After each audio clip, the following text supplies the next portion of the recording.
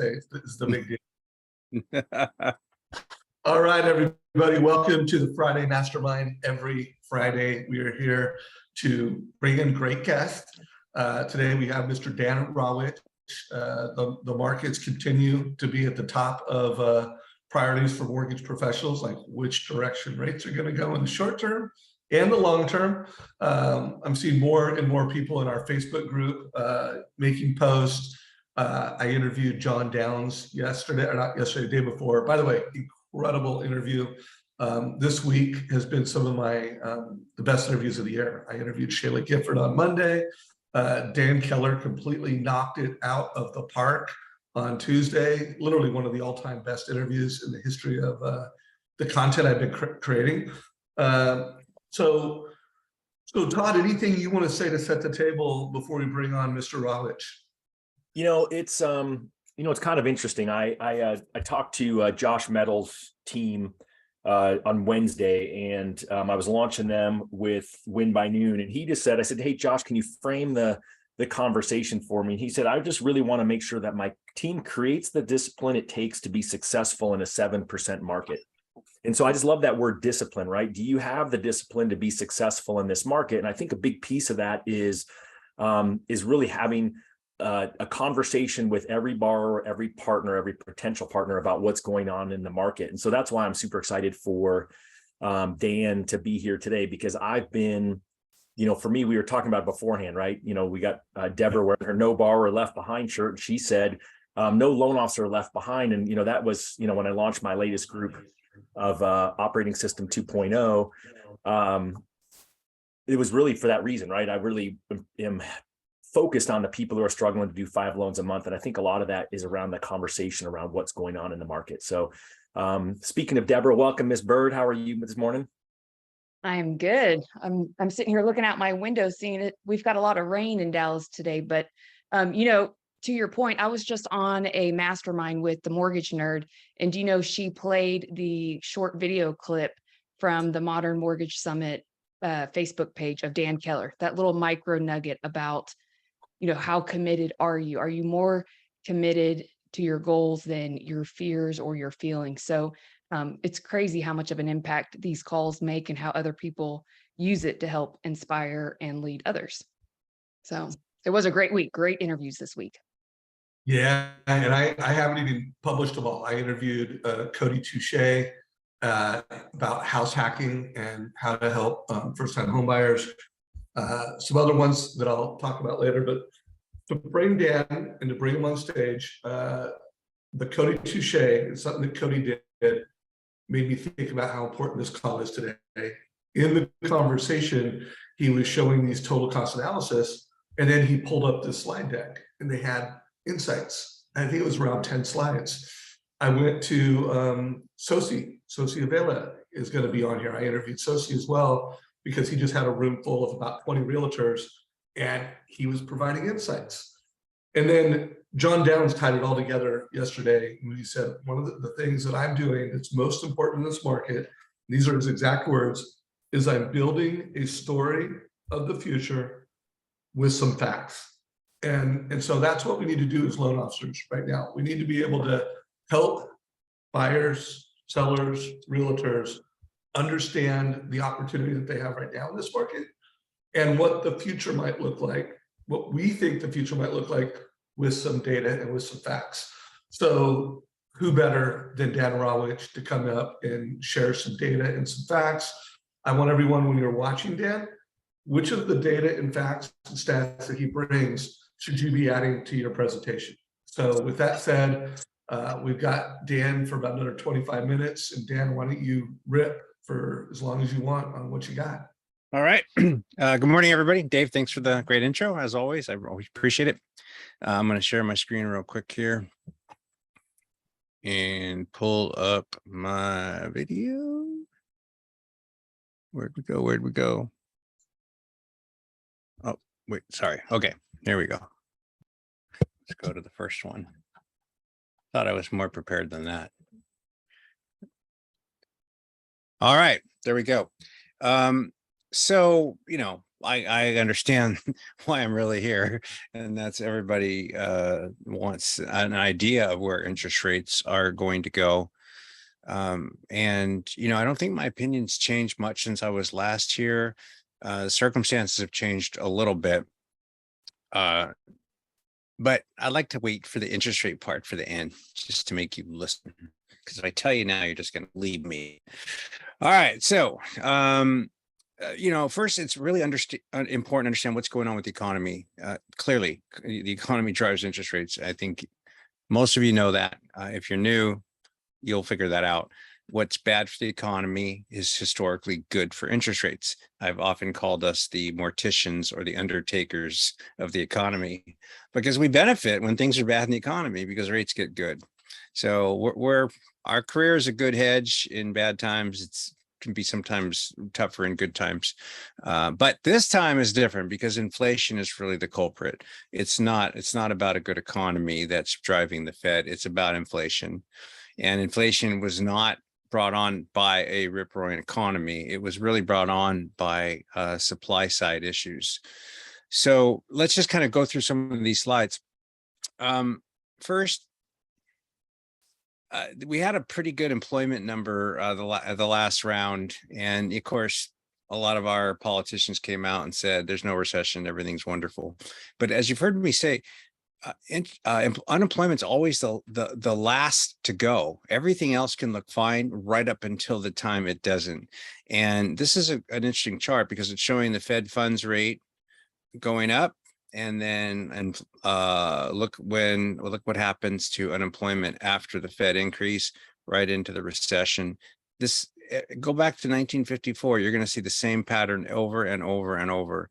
Fed funds jump, unemployment jump, Fed funds jump, unemployment jump. So it's coming. It comes every single time. And the Fed is going to continue to raise rates and put us right into some pretty big trouble, which is good for rates. And I think this is a really interesting slide on a couple of notes. But the one thing I want to point out is the red bars are all Fed policy rates going back to 1957, guys. And what I want you to notice here is that usually the Fed policy rate is higher than inflation almost every time. And in most cases, it's considerably higher than inflation. And that's the Fed more or less staying ahead of it. And then all of a sudden, it flip-flops. December 18th is really when Powell started getting extra stupid, because he was already kind of stupid. I hate to be that mean, but this guy has not been a good Fed. And you can see unemployment rate. Sorry, I'm saying that back. No, that's right. So you all of a sudden these things flip flop, and the Fed policy rate is lower than the unemployment rate. The Fed policy rate is considerably lower than the inflation rate. And you can go back 50, 60 years and see that's never happened before. This is an anomaly. This is an indictment on our Fed. Core inflation versus peak Fed rates. That's core versus regular inflation. GPS growth. It's the same thing across the board. So that's a problem. And then this slide's kind of telling you that every time we have some sort of crisis, it really began by the Fed funds pushing up the rates. So remember, the black line is the Fed pushing up the rates, push, and then boom, things come down. And usually there's an event. So crash of 87, the tequila crisis, the Asian contagion, credit crisis, COVID, name it. The Fed will raise rates right into a crisis, which I can't name at this time, but it's coming, unfortunately. And again, that's good for rates. And also, this is very unusual. In the Fed minutes, there were Fed members that said, hey, I'm okay with below trend economic growth to bring down inflation. So, and this is exactly what the Fed's words were. I won't read it to you, but by the way, these slides are yours if you want them. Dave's got them, so just ask. And I'm sure he'll post them up on the MortgageCoach page. So guys, there'll be two places. We'll put them in comments of the Facebook group in just a few minutes. They will be in the Facebook group. So go to the file section and they'll be labeled Dan Rawatch's market update with today's date. And if you're watching this in YouTube, there'll be a link to them down below. But guys, the Facebook group and the file section of our Facebook group is just a great resource. Thank you, Dan, for doing that. My pleasure. So inflation has now caught up with income growth, and the only real income growth we've had was the stimmies, these stimulus checks. Once they stopped, you'll notice income growth really, it's not really trending that well. And inflation, CPI exceeded income growth. Very dangerous sign here. And this one's sad. Almost 40% of Americans have difficulty paying their bills. They must all be in the mortgage business. So CPI, this is real investment advice. They're pretty good. Their head economist is a guy named Lance Roberts. I have a lot of respect for him. This is going to sound bragging about myself, but I'm pretty aligned with this guy's thoughts. So of course I respect him. But this is showing you inflation month over month, not pretty, but and this is not uncommon. There are a lot of projections showing that by June of 23, we hit the Fed target. There's a lot of slides to that nature, not slides, but people I admire that are making that call. And as you know, I've been saying that all along, that I believe that sometime either the end of the fourth quarter or the end of the first quarter, we're going to start talking about deflation, probably more than we're going to be talking about inflation. I know that's a radical statement, but write it down. And Dan, I don't want to take you off track. If you're going to answer this question later on, just defer it. But how is that going to impact rates? How does deflation impact interest rates? If that's coming, we'll wait. If not, I'd love an answer on that. Yeah, well, that's how you end up with 0% and negative interest rates. Rates have to be below the inflation rate when you have deflation. They just have to.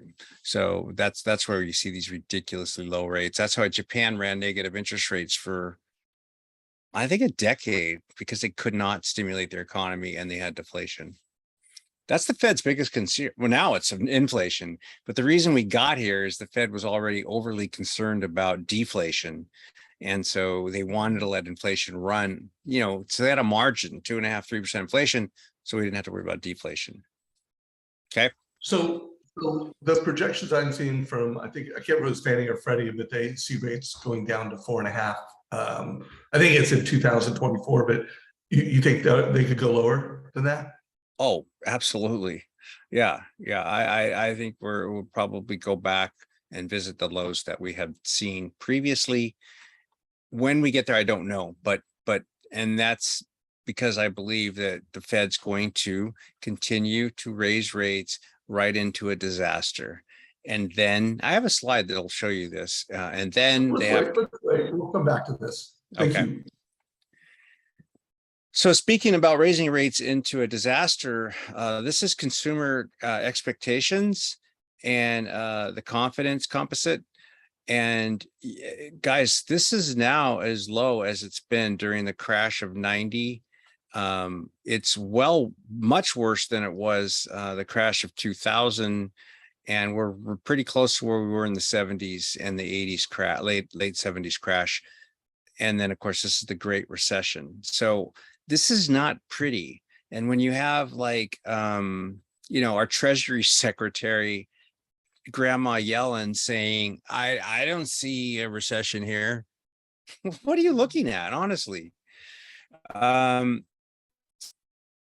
So I'm just going to read this. I don't love reading slides to people, but given this lag effect, the Fed will continue lifting rates to slow economic demand to bring inflation back to its target. However, the actual impact on consumers and economic activity is not reflected on a timely basis, meaning the Fed is always managing through the rearview mirror. Every decision they make is based on old data. Such creates a probability of the Fed over-tightening, turning an economic slowdown into a severe economic contraction. Of course, this is what history tells us over and over and over. This is just a picture since the 70s. And again, this might be worth downloading the slide and really studying it. You'll really get an idea of just how wacky it is.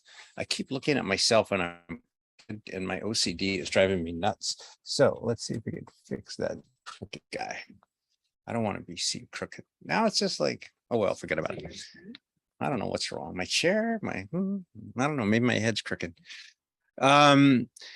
Increased money versus inflation. So this is the Fed M2, which is the sum of all the money, checking accounts, savings accounts, money markets. M2 is a greater measure than M1, obviously. And this was the Fed overstimulating and just driving the money supply through the roof. Now, I did go on record as saying the Fed increasing the money supply is not inflationary, and it's not. If you look here, it really hasn't been inflationary. However, I also went on to say the velocity of money. So it's not just how much money is in the system, but what's happening to that money? Is it sitting around or is it circulating? And the velocity of money literally has been, it just drops. Every time the Fed increase the money supply, the velocity goes down. All of a sudden that changed, sometime last year. All of a sudden the velocity just kicked in, and that's really caused this big CPI problem. And by the way, this is kind of important. M2 is tanking. Like, he's tightening and he's pulling money out of the economy so fast, right before our very eyes, without us even realizing it. And you can see where that is likely to lead down here. Inflation will drop. We looked at the top of that one. And this is just, again, it goes back to the economy is not really in good shape. 23% of Americans have no savings at all. And I don't know if you've ever been there in your life. I have. It's really not a good feeling at all to try to manage paycheck to paycheck and know that one emergency can take you down. And then another 28% have less than 3 months of expenses in the bank. So we're talking about 51% of Americans will be bankrupt in a severe recession, right? I mean, they don't have any savings and they don't have any reserves. And if they lose their jobs, it could really turn into a bad situation. And then another 22% can go for 3 to 5 months. Now, that's a good feeling if you're used to zero, but I think a lot of us wouldn't feel all that good there. So you have 75% or so of the economy in pretty big trouble. The Fed will have to pivot at some point. They can't let Americans suffer too much before they pivot. And when you hear me say Fed pivot, I'm talking about the Fed says, just kidding, rates are too high, I'm going to start dropping them. And when the Fed pivots, they don't pivot a little bit. They pivot a lot. If you go back to what I said a long time ago, when the Fed started raising rates in 2019 or 18, I was pretty mad. I was like, this is the stupidest thing I've ever seen. The economy is not that strong. We cannot afford to have higher rates. He's going to walk back this increase. Well, not only did he walk it back, he raised rates and he threw them right back down. We started another and final round of quantitative easing, pumping the money into the system, and that's caused our most recent problem. That problem right now that we're looking at began when the Fed lowered rates raised rates, and then had to overcorrect. And all of a sudden we end up with too much money in the system. Okay, so this is very telling. Companies have plans, they have budgets, how much are they going to reinvest in their business? So this could be, new plants, new equipment, new machinery, whatever, but buying big capital items. And this is referring to your very large companies. Wow. So percent of firms expecting the economy to improve is down to about 0. And then the percent planning on CapEx in the next 3 months is incredibly low. It's only been lower during the Great Recession. It was better in the 2000 crash. This is, again, a bad picture. And by the way, I'm not wanting to scare anyone, because the bottom line, if you're listening to this, you're in the business and you're going to be a big benefit. You're going to benefit by what he's doing. He's got to hang in there. 25% of American wealth has bled out so far this year. 25%.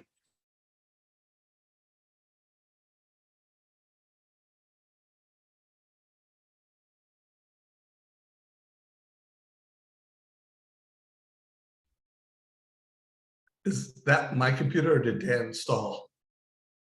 I think it's Dan. I think Dan Okay. stalled. I was just wondering, it was my computer too.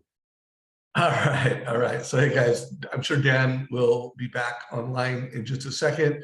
Guys, remember this is a mastermind. So if you have questions for Dan, put those in comments, chat if you're watching this in Zoom, chat if you're watching it in Facebook. I have uploaded Dan's video into the Mortgage Coach Facebook group. So they're pretty clearly labeled. They're in the file section, as I said. And remember, the things that we're giving you are just great value adds. Every top producer that I'm interviewing now, not only, yes, they're giving a total cost analysis to every consumer, every buyer, they're meeting with realtors, talking about affordability strategies, seller buy down, rent versus own, house hacking, marry the house, date the rate, divorce your rent.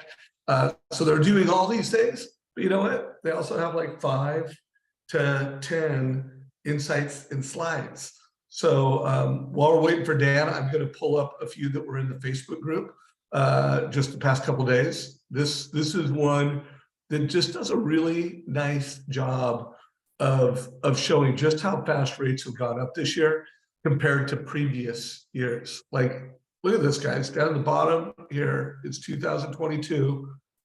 We've never seen anything like this before. I mean, this is a real unusual increase in rates.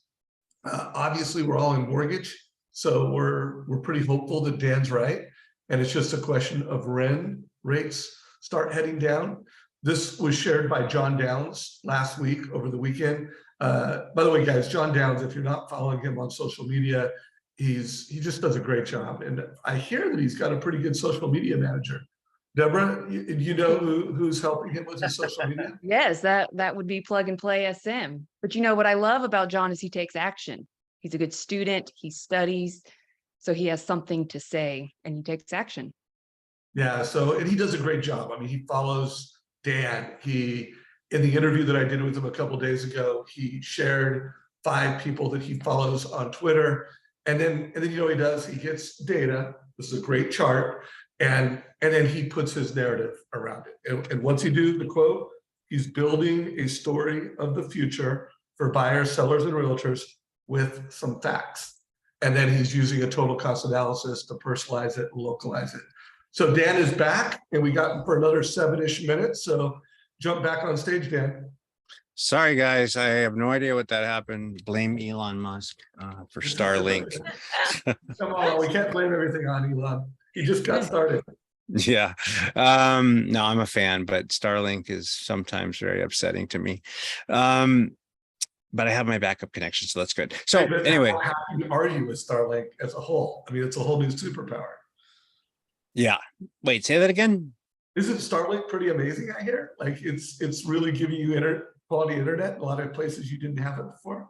It's deteriorating faster than you can imagine. They're not ready for the current growth.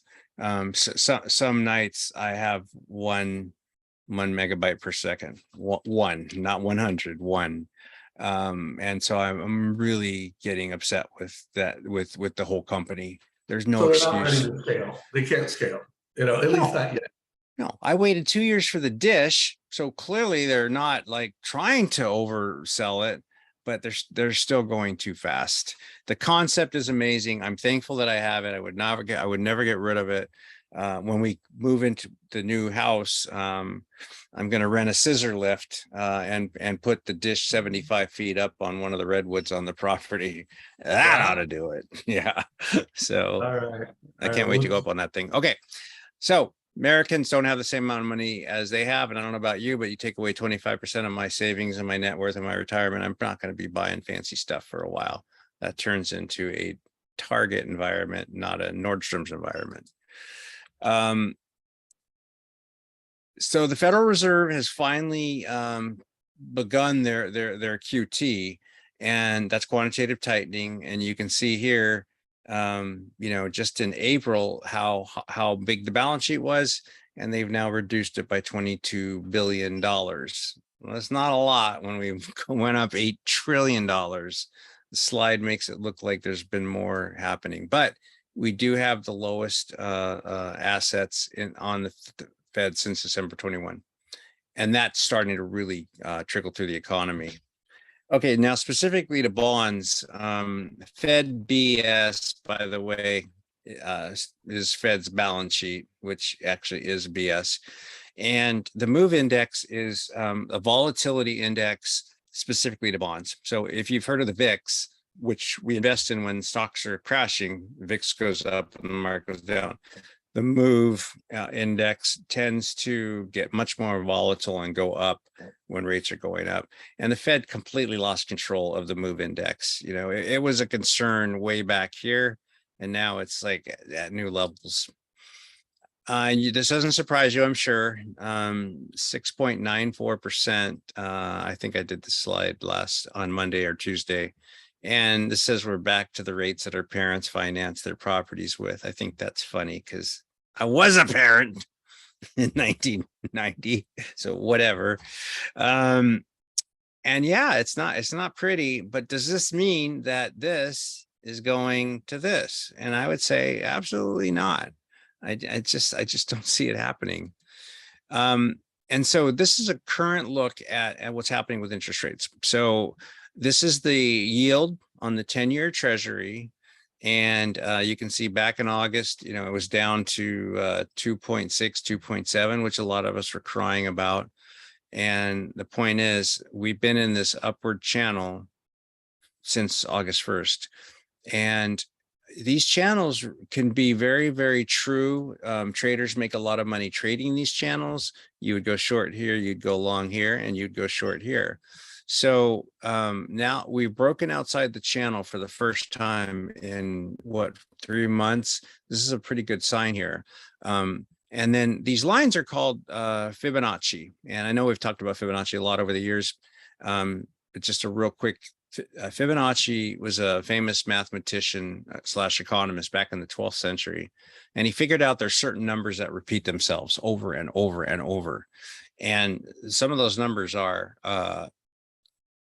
2.36 or 236, 382, 5, 618. Not in this order, but these are all Fibonacci numbers. And what Fibonacci figured out back then is these numbers literally related to everything in nature. So a tree, based on the dimensions and the height of the trunk, is going to have the same amount of branches. And based on the number of branches, it's going to have the same amount of leaves. A rose is going to have the same amount of petals relative to the length of the stem.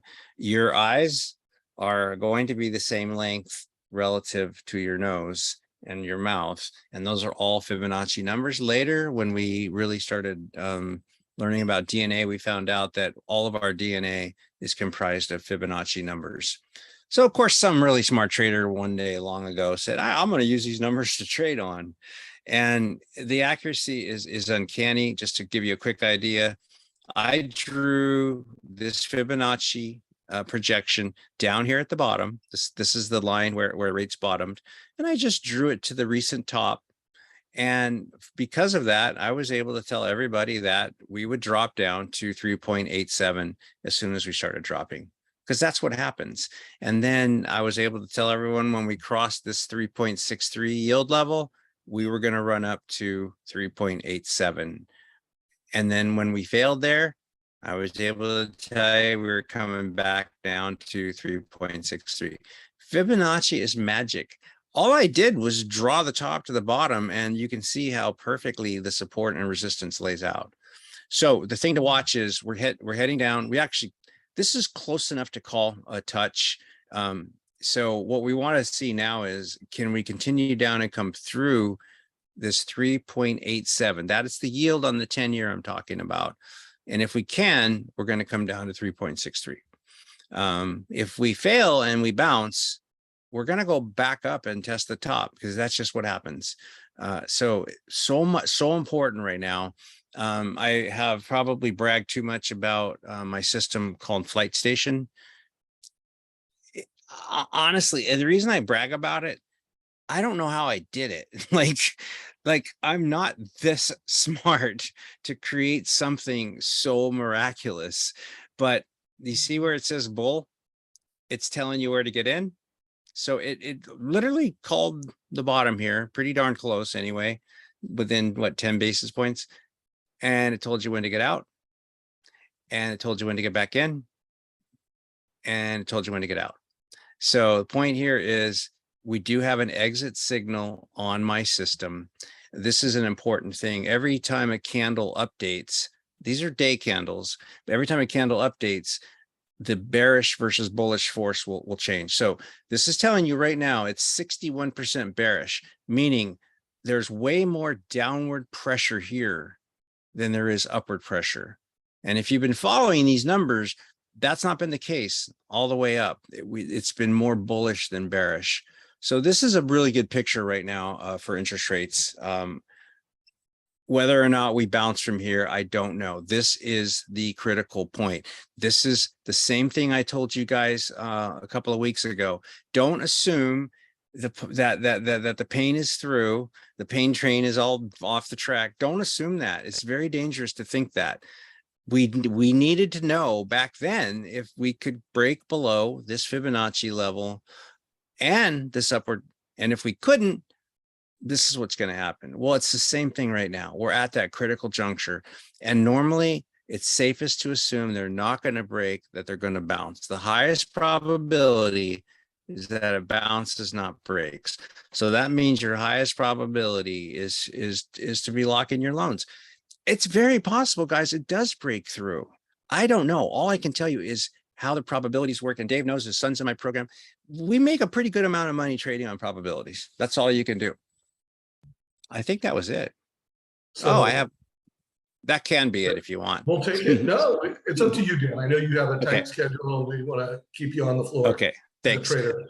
Let's do these really fast. So nominal wage growth. Yeah, how can you have a good economy when this is going on? So this is really interesting. This is really the market Powell kind of leaked this in a very discreet way using another man as his mouthpiece. But all of a sudden, people are starting to see that we could be getting close to a pivot. So this says, not surprisingly, the odds of a 75% December rate hike, which was pretty much guaranteed at 70%, the odds are down to 30% now. And then in February, the odds of a 50% hike are down to 30. I don't think we're ever going to see this one personally. If we do, maybe it's going to be a quarter, but we're nearing the end here. Unless something really surprisingly good happens in the economy or bad happens to inflation. This is consecutive weeks of rising 10-year yields, and it's never been greater.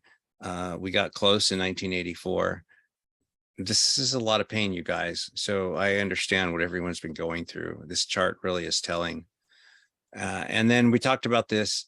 Every Fed tightening cycle, it says every Fed tightening cycle ends in disaster and then much more Fed easing. And this slide goes back quite a ways. You're talking about the 1915, the Wall Street crash. How much more data do you need to see to believe that every Fed tightening cycle ends in disaster? And then the Fed overcorrects on the easing. So if people want to laugh at me for my interest rate forecasts going forward, when I say 3% or better, should really study this slide and see. I'm talking about 100 years of history. It's not so important.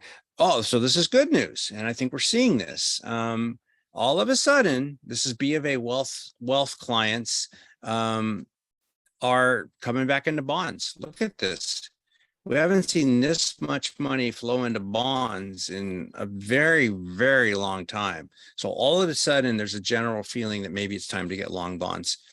See if this continues. But this number was really surprising to me. And then in the category of something's about to break, this is bank deposits currently. And going back 50 years, this has never happened. So people are just out of money. They're just literally not putting money in the bank right now. And this is a confusing topic, and I don't have time to really go into detail. But what I want you to understand really quick is that the reverse repo market is when banks have surplus capital and they lend it back to other banks. So the Fed basically comes in and buys this money and then gives it to other banks, and the banks that do these reverse repos make some money. And the other line is Fed reserves. So Fed reserves were climbing, right? You would expect reverse repos to stay the same. Otherwise, why would the Fed be putting money in the market if banks are telling you, I got too much already? This caused a huge problem. Like, where was he? And all of a sudden, we have something I've never seen in my life. We have the Fed reserve going down like crazy, and it's not going to stop. And we have the reverse repo market going through the roof. So even though the Fed's tightened, the banks still have too much money. And they're starting to get rid of it. And that's why you're starting to see negative deposits and all this stuff happening. Something is about to break, and that's going to probably cause a Fed pivot. This is the reverse repo volume. The problems really started in March of 21. He could have stopped then and probably really saved this whole problem we're seeing with inflation.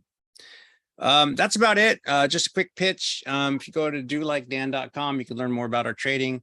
And we also do weekly stock picks for our market mentor video. And these are real results. Over the last 58 weeks, we have 346 wins and 28 losses. And I'm so proud of that. So check us out, dolikedan.com. There, I'm done. All right. And hey, guys, you go ahead and stop sharing your screen real quick, Dan. I have a question. I do want to add on to what Dan said. My son, Jack Savage, who's 20 years old, is going to Chapman as a finance major. And I asked him who his favorite teacher was this weekend. And he said, Dan Rawatch. And then he named one of his professors. And then he went on to just tell how much he learned from going through Dan's training. I mean, guys, it is on par with a very expensive university level education. I mean, I would go as far as say you're going to learn more. My son trades with Dan every morning and learns a lot. So check out not only Market Mentor, which is for loan officers, that program, but also his university training program. I just can't say enough good things about it. And then Dan, it's over a decade now that you have been our chief economist. How many years has it been that you've been pouring into the Mortgage Coach community with financial wisdom? It was either 07 or 08. So, close to 15 years. And to that point, and I think Deborah could really be the one to speak about this. I never expected anything to come out of it. I never even thought about it. I never even cared. I just wanted to help. Honestly, I'm not trying to sound like, Mother Teresa, but I just wanted to help Dave. I wanted to help the community. I never knew, like, if you guys knew how much of my company has come from this community, it's overwhelming. So thank you, Dave.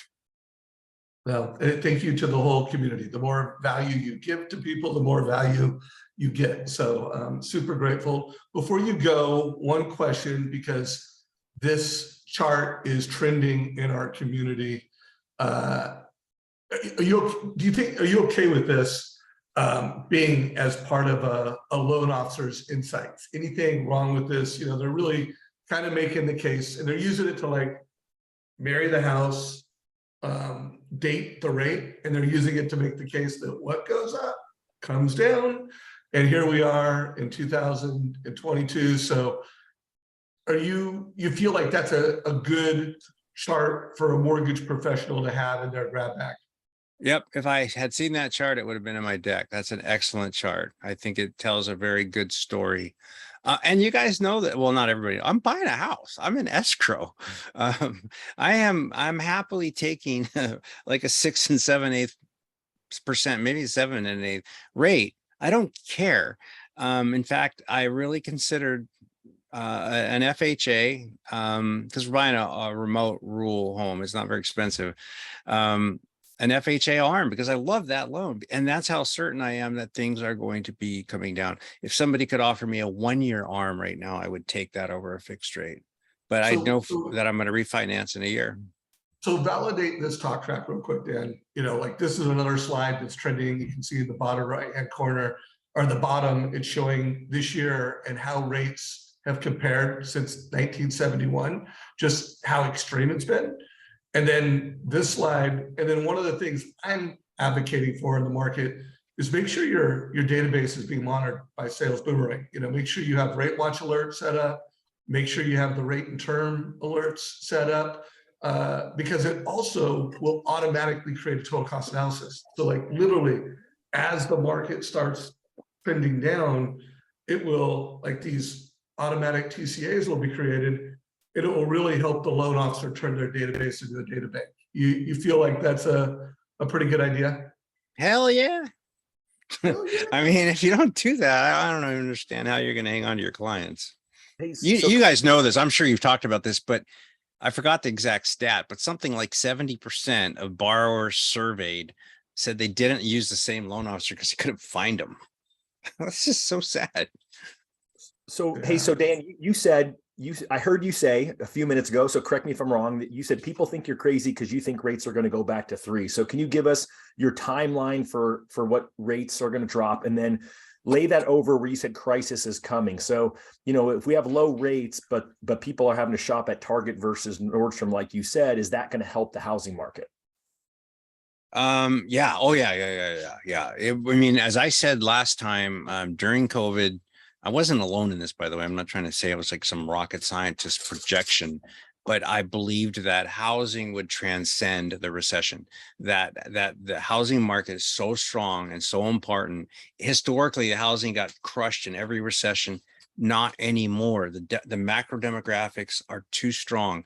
The millennials and those generations, baby boomers, we were such a huge generation. I was born in 58. And then I have 3 girls and they now have 4 kids. So this thing is just really exploding from the baby boomers.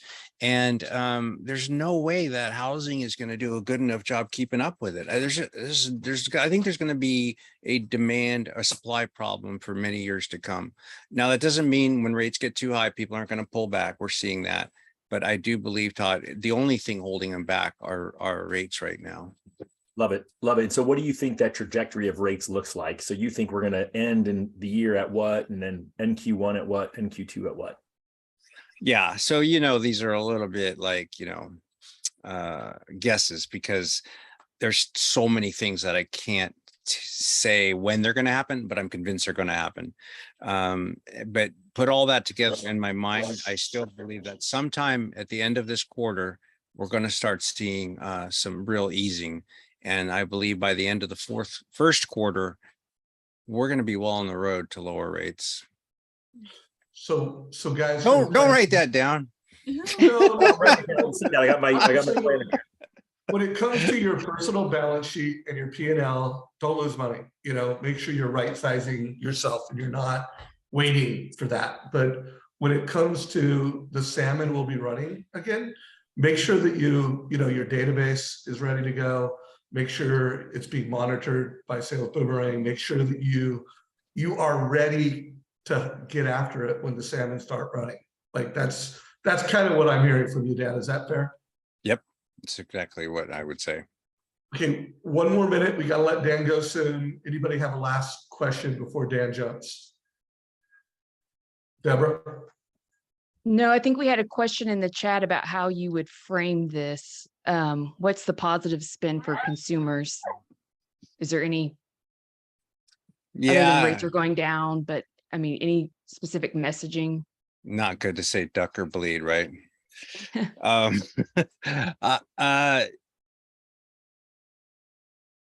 Well, I don't know how to put a positive spin on. I could put a really positive spin on housing. That's easy, really easy. It's kind of hard to put a positive spin right now on where the economy is heading. Um, And I'm but going to jump in and tell me if you agree with this. I mean, guys, it's as simple as giving people options, letting them know that you're marrying the house, you're fixing in the price, and it's a good time to marry a house. Dan Rawatch is doing it. And that you're dating the rate. I mean, it's really that simple, letting them know that they've got options, putting it in writing. And then if it's a first-time home buyer, guys, it's really simple. Like, look at homeownership, and if you do feel that values are not going to fall off a cliff and rates could be better someday, that's the positive spin, is just helping people make decisions, giving them options, and using data. Be a data-driven mortgage advisor. Is that sum it up? Yeah, let me just redirect real quick because Deb's question was very interesting. It wasn't how do we put a positive spin on housing? That's easy.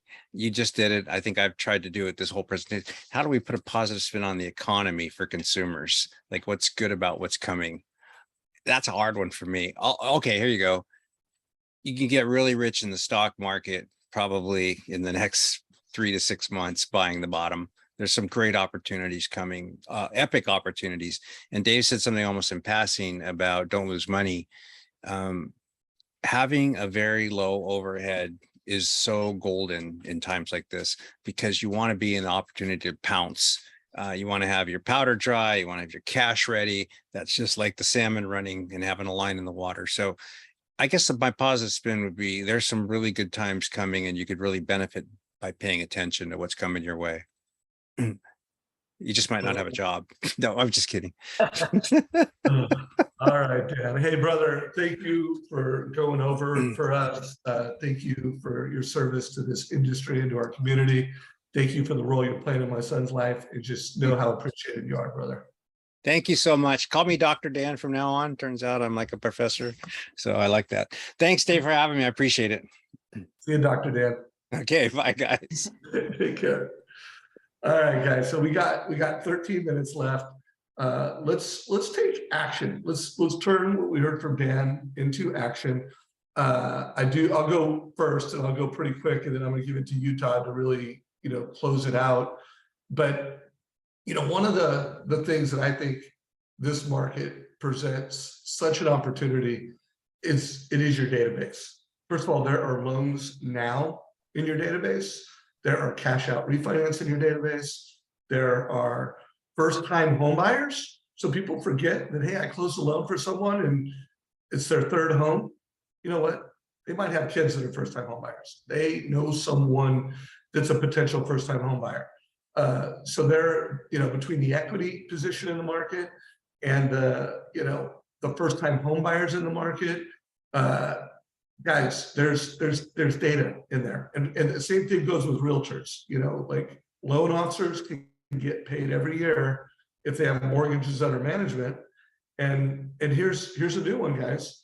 Realtors could get paid every year if they're working with a data-driven mortgage advisor. And if you're in this community, we're teaching you how to do that. A couple of weeks ago, or what? Maybe it was last week. No, it was last Friday. We had Bill Hillstead on here, and we were talking about how to turn your database into a data bank. When I interviewed John Downs a couple of days ago, he was like, you know what?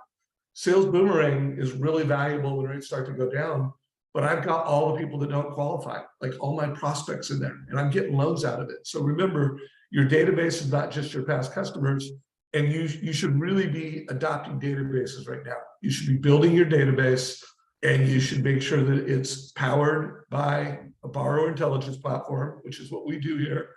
And you should be getting ready for when the salmon are running. So that's my piece. Todd, I'm going to give it to you to, go anything you want to cover, any taking action items. Where do you want to go, bro? So I think there's a couple of things. One quick plug, because you mentioned Bill Hillstead. I'll throw the video link in there for the recording I did with Bill on the ERC program, Employee Retention Credits, because, it's an opportunity for you to make a little bit of income as a loan officer with literally getting someone's company name, personal name, email address, phone number, number of employees. Like literally that's all you need. You put it in a system and then someone else takes over and you get paid. But really it's helping people who are hurting in this economy. I talked to an electrician yesterday who said, you know what, my business is fine, but no one's paying me right now. So he's going out to get an SBA loan, and he's got 30 employees. So he potentially can get, $750,000 in an ERC credit, which would negate the need for that loan. So I'll throw up the link here in Zoom, and then I'll have Robert help me out and throw it into the group. So there's a video link, and then if you go to loerc.com, you can register to be a referral partner, and you'll get some info on what to do from there. But what I think really the key is that— real quick, hey Todd, before you just fly by that, guys, we'll get a link to that everywhere. But Bill Hillstad is another person like Dan that's been poured into our community for decades, like forever. And this is something, he's also, when it comes to, databases, one of the smartest guys I've ever known. And he is saying this is a big opportunity. So just don't want you to go in passing. Click on that link. I'm going to actually put it in a way that it's a little more descriptive. And then— well, and what an easy way to have value and be purposeful with looking at your database, anyone in your database who is a business owner, or for any of your referral partners, CPAs, divorce attorneys, insurance agents, like who could be bleeding that could benefit from this, where it's just proactively having that phone call, and, they'll be thrilled at the other side. So that immediately came to my head when I was looking at some of those stats that Dan was just sharing. Well, let me frame it for you guys then real quick, because I was trying to do it, brush by it and not really sell on it. But there's a member of the community out of Northern California. I won't say his name, but he signed himself up through the LOERC link. And then he signed up his CPA underneath him. And so his CPA has referred, 10, 12 people over through the group already. And so literally all this guy's name is Mike. So all Mike did was, he also referred his friend over. I talked to one of his friends yesterday. And so on the friend he referred over, if he gets the ERC credit, which it looks like he potentially can, then he will get 1%. Mike will get 1% of that fee. For his accountant who he referred over, who has now referred over, 10 plus folks, he'll actually get 0.25% on all of those. And one of them is really big, over 100 employees. That's $2.5 million.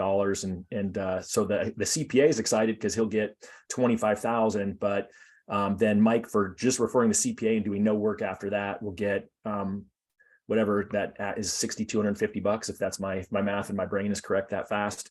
And so literally there's no real selling. It's just literally saying, hey, well, let's just check to see if you qualify, put your name in here and someone else will follow up with you. And Bill's the one who's created the system behind it. And, transparently, I've had over 40 loan officers sign up, and those 40 loan officers have signed up real estate agents now. I signed up a couple of real estate agents. So it's kind of really, taking off. And so now I feel this big responsibility. So I'm building out systems behind the scenes, and like, I'll take that interview that I just posted with Bill, and that's 45 minutes. I'm going to shorten it up into less than 10 minutes over the weekend, so that there's something a little easier for everyone who is working through my group. So I'm super excited about it. It's, the fact that we've got people launched in just a couple of days that are already going through, including a mortgage company, a big mortgage brokerage that was told no by their CPA. And Bill's like, yeah, that's totally wrong. They'll totally will get an ERC credit. So that seems to be a lot of the people that are coming through are people who didn't know about it, which is the biggest number, and then people who were told no by their CPAs, but actually really do qualify. So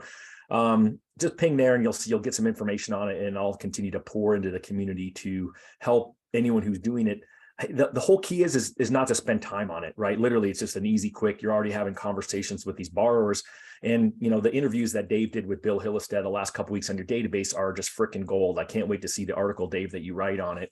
And so Dan just laid out the reason why you should all be calling your database now anyway, right? So that's my number one action plan, is think about that. So I framed the call that Josh Metal's asking his team if they have the discipline to thrive and survive in a 7% market. And so what we've got to do is figure out, how do we get our businesses to stay healthy between now and the end of the year? And then, because he thinks that's when rates are going to start to pivot. And then he said, first quarter, we'll start seeing rates come down, but they're not going to come down enough to create huge momentum for you probably in the first quarter, is what Dan said. And so you're really looking, second, third quarter to start building momentum. And really that starts today, right? It starts today with your database. You've got to be reaching out to your database, reminding them who you are, reminding them that you have their back, telling them what you just learned from Dan. And then along the way, you're going to run into people who own businesses. So great opportunity to help them with the ERC credit.